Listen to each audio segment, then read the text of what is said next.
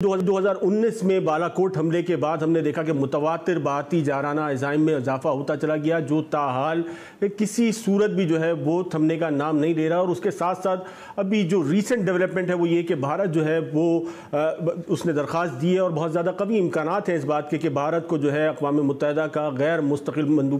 ممبر کے طور پہ جو ہے سیکیورٹی کونسل کا جو ہے 17 تاریخ کو ہونے والے الیکشن میں اس کو الیکٹ کر لیا جائے گا۔ اس کے بعد یقیناً بھارتی پاورز جو ہے وہ بہت زیادہ اپنی عروج پہ پہنچ جائیں گے، اور اس کے ساتھ ساتھ بھارتی عزائم جو ہے اس میں بھی جو ہے وہ کچھ نہیں کہا جا سکتا کہ کسی بھی قسم کی کوئی نفی ہوگی۔ ان تمام حالات میں کہ جبکہ دنیا ایک سال سے زائد عرصے سے اس تمام تر صورتحال کو دیکھ رہی ہے، نہ صرف بالاکوٹ حملہ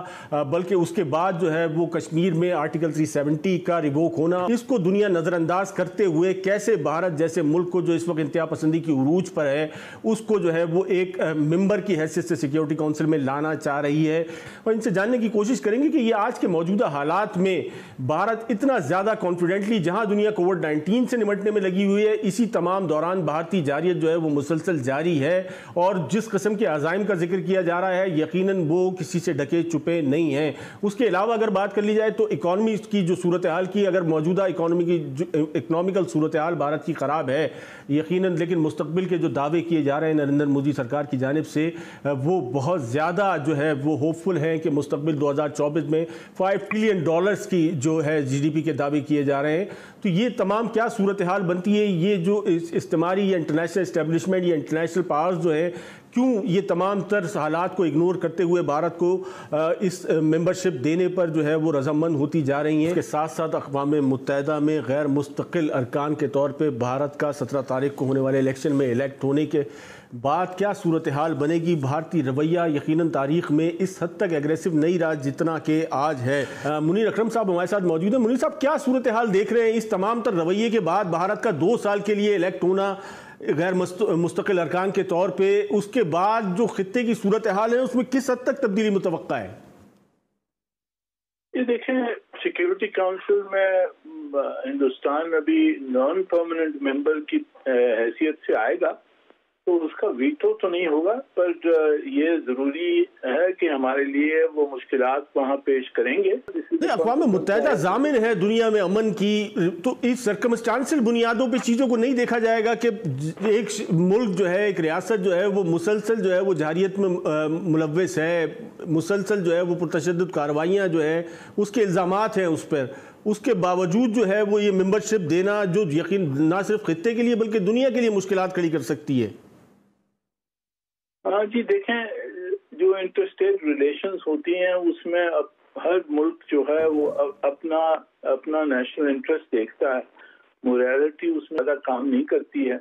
اب ہندوستان کی تعلقات بڑی طاقت ہے، اور ہندوستان کے تعلقات یہ چھوٹے چھوٹے ملک ہیں، انہوں نے بہت سارا اسسٹنس دیا ہوا ہے، کوآپریشن کیا ہوا ہے، ان کی ڈپلومیسی بڑی ایکٹیو ہے افریقہ میں، پک آئیلینڈز میں، بہت طرف، تو ان کو اس وجہ سے ان کو سپورٹ ملتی ہے اور انڈورسمنٹ ملتی ہے، اور جو ہماری مشکلات ہیں وہ یہی ہیں کہ ایک بڑی طاقت کے خلاف ہم مخالفت کرتے ہیں۔ جی دیکھیں، اس وقت بہت دیر ہو گئی ہے، اب اس کا مخالفت کرنے کے لیے تو کسی اور کو کھڑا کرنا پڑے گا نا، کہ کوئی اور ملک آئے ان کو اپوز کرے۔ تو ابھی تو کوئی ایشیا سے کوئی کھڑے ہونے کے لیے تیار نہیں ہے ان کے خلاف، تو آپ سمجھتے ہیں ان اپوزڈ ہیں تو ان کو ووٹ تو مل جائیں گے، کچھ ووٹ کم ہو جائیں گے ہماری کمپلینٹس کی وجہ سے، پر میرے خیال میں ان کو ووٹ مل جائیں گے اور وہ الیکٹ ہو جائیں گے کیونکہ ان اپوزڈ ہیں۔ شہزاد چودھری صاحب جناب، یہ جو موجودہ صورتحال بنتی نظر آ رہی ہے، جس طریقے سے بھارت اس الیکٹ ہونے کے بعد امپاور ہوگا، تو اس کے بعد خطے کی صورتحال میں کیا تبدیلی دیکھ رہے ہیں؟ کیونکہ ایک ایگریسو موڈ ہے بھارت کا جو ہم مسلسل دیکھ رہے ہیں کہ جس میں کسی بھی قسم کی کوئی کمی نہیں آ رہی ہے، اور عالمی رد عمل جو ہے وہ کوئی ایسا نہیں ہے کہ جو اس کے تدارک کے لیے کوئی کام کر سکے۔ دیکھیے، اس میں تو کوئی شک نہیں کہ پاکستان اور بھارت کے معاملات اور اس خطے میں جو ٹینشن ہے وہ تو اپنی جگہ پر ایک حقیقت ہے، اور اس کا ابھی اختتام نہیں ہے، آغاز ہے۔ देखिए किस तरफ को जाके मामला बैठता है। इस वक्त तो भारत और चीन आपस में उलझे हुए हैं और ख्याल यही किया जाता है कि एक दफा भारत जब चीन से मामला अपना सुलझा लेगा तो शायद उसका फिर किसी किस्म का और पाकिस्तान के बारे में रवैया और जारहाना हो सकता है। पाकिस्तान के लिए बहुत बड़ा इम्तिहान का वक्त है और पाकिस्तान न सिर्फ अंदरूनी तौर पर कोरोना के खिलाफ लड़ रहा है बल्कि बैरूनी तौर पर भारत का भी मुकाबला कर रहा है और भारत की जो शातिराना चालें हैं उसको भी फेस ऑफ कर रहा है। ये तो एक हकीकत हो गई, ये तो हमें फेस ऑफ करना है एज ए नेशन। देखिए जो आप सवालात पूछ रहे थे मुनीर अकरम साहब से और जिससे उन्होंने बताया आपको कि ये जो यूएनओ के अंदर उनकी जो प्रेजेंस है वो बेशक इस वक्त एक ऐसे वक्त में आई है जबकि उसके अपने प्लान्स बड़े एग्रेसिव है और वो कुछ सोच रखता है कि वो पाकिस्तान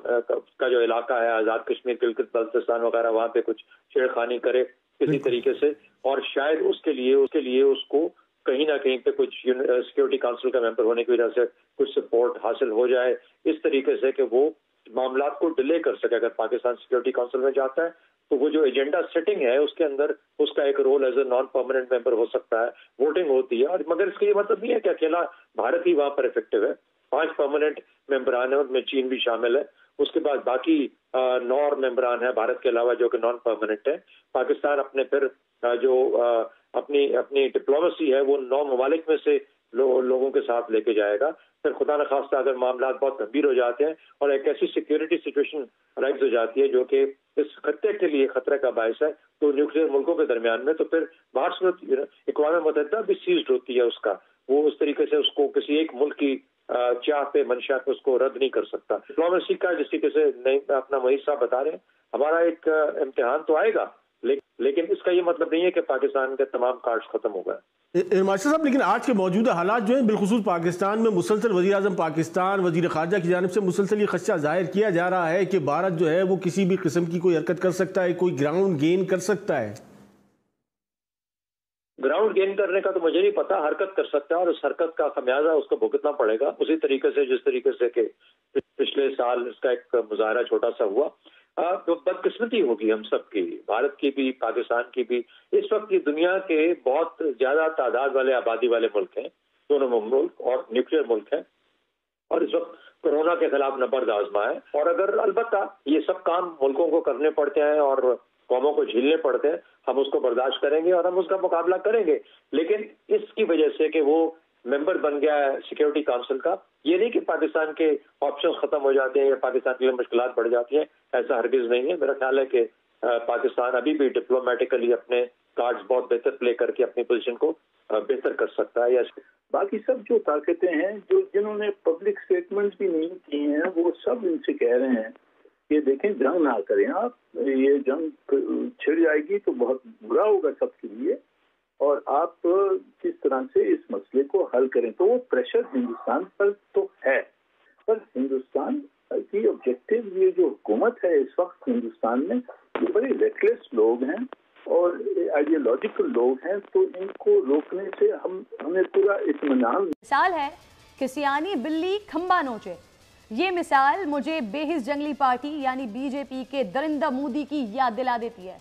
मार पड़ी है लद्दाख में, जिल्लत का मजा चखा है चीनी फौज के हाथों, पैरों में गिरे हैं ताकतवर फौज के, वहां रोते बिलखते मिन्नतें करते रहे और कश्मीर में जुल्म कर रहे हैं मजलूमों पर, मार रहे हैं निहत्तों को। दरिंदा मोदी तुम्हारा बुरा वक्त खुद लिख रहे हो तुम। 5 अगस्त का दिन दुनिया की तारीख में यौम सियाह के तौर पर याद रखा जाएगा नाज़रीन, जब बेहिस जंगली पार्टी की हुकूमत और दरिंदा मोदी ने कश्मीर की खुद मुख्तार हैसियत ख़त्म कर दी, कश्मीरियों की अजियतें मजीद कर दी, कश्मीर में मुसलसल मुसलमानों की नस्ल कुशी की जा रही है। आज नाम निहाद ऑपरेशन के जरिए शुपैया को मक्तल गाह बना दिया, निहत्ते 5 नौजवान कश्मीरियों को शहीद कर दिया जिनमें 14 साल का मासूम बच्चा भी शामिल है। ये पिछले 3 दिनों में तीसरा वाक़या है। हालिया दिनों में शोहदा की तादाद 20 हो गई है। कई मकानों को इन दरिंदों ने तबाह कर दिया है। दुनिया ये दहशत गर्दी देख नहीं रही है, देख ना ले। इंटरनेट सर्विस बंद कर दी गई है यहाँ पे। अब जबकि बर्बरियत ज़दा फैसले को 1 साल होने वाला है, कश्मीरी माओं की आंखें रो रो कर खुश्क हो चुकी हैं, बच्चे कई दिन भूखा रहना सीख चुके हैं, बीमार बगैर दवाओं के गुजारा करना सीख गए हैं। अब भी दरिंदा मोदी की नफरत में कमी नहीं आ रही है। दुनिया कोरोना से लड़ रही है, इंसानियत बचाने की कोशिशों में लगी हुई है, लेकिन मोदी और उसके हवारी बेहिसी, बेशर्मी और दरिंदगी की रैंकिंग में निचले नंबर्स पर नहीं आकर दे रहे हैं। आज भी अपना टाइटल बरकरार रखा हुआ है। भारत नस्ल कुशी की बुनियाद रख चुका है नाज़रीन। कर्फ्यू, गिरफ्तारियों और नजरबंदियों पर,